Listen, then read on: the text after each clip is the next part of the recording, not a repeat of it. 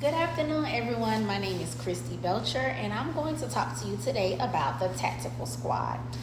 What is the Tactical Squad?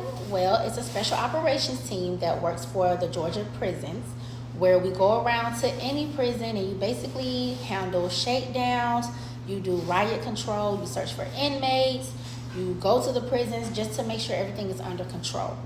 How do you become a Tactical Squad member? I'm glad you asked me. The first thing you have to do is apply to be a correctional officer. I personally was a correctional officer for the High Max prison.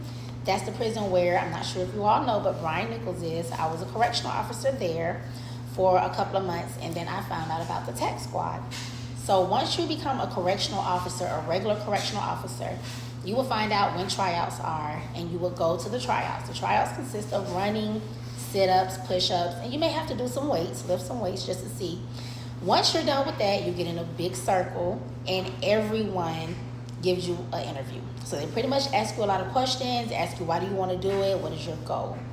Once you meet those qualifications, then you're able to go ahead and join the Tact Squad. Once they decide that they like you, rather, then you can join the Tact Squad. Let me just tell you a little bit about why Tact Squad is so important before I get into the steps that you have to take to actually graduate to become a Tact Squad member. Tact Squad is important because, of course, prisons are underemployed. And there's a lot of times where they may have riots, they may have a murder in the prison, it may be something that may have happened, tragic, where the regular correctional officers cannot control it. So they need extra help.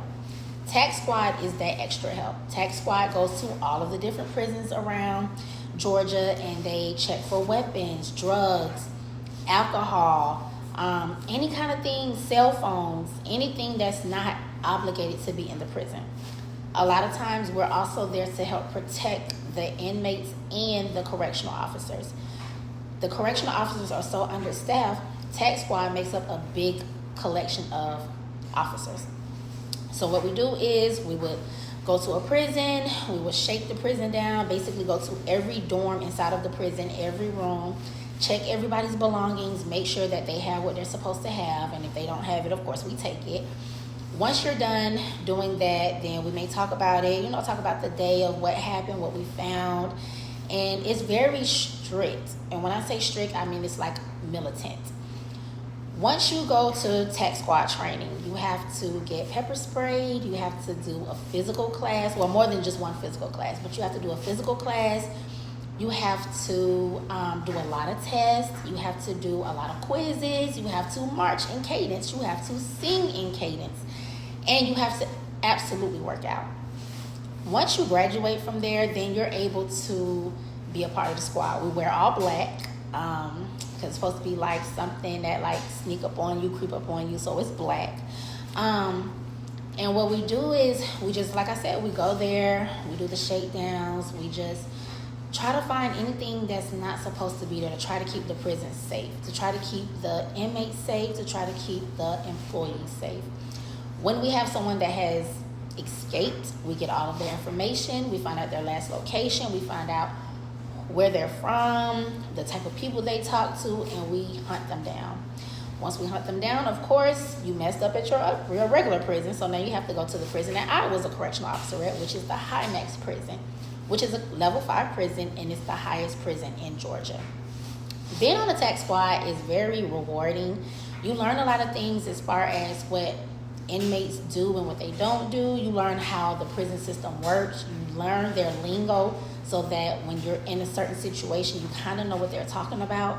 It's also rewarding because you're a little bit at a higher level than a regular correctional officer, so inmates know that when you're coming in there, you're coming in there for business. You're not coming in there to play with them. You're not coming in there to be their friends. You're coming in there because something clearly was wrong, or we were tipped off that something's going on at this prison that should not be going on.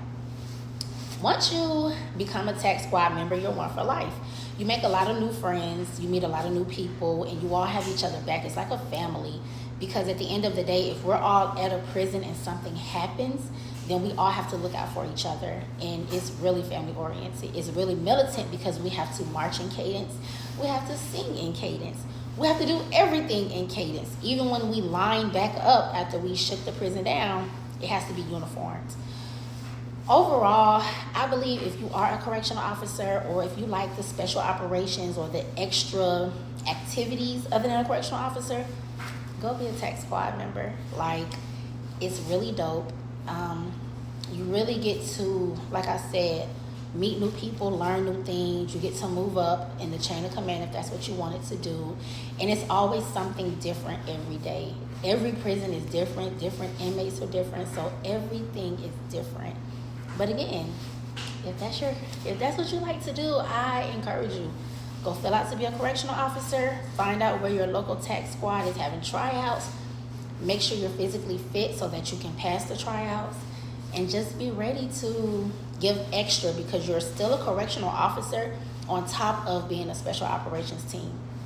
So you have to mentally, emotionally, and physically be strong, because you get up at the wee hours in the morning and you get home late at night. So it's not every day, but maybe like once or twice a week, sometimes more, depending on what's going on at the prisons. But I hope I gave you enough information for you to understand what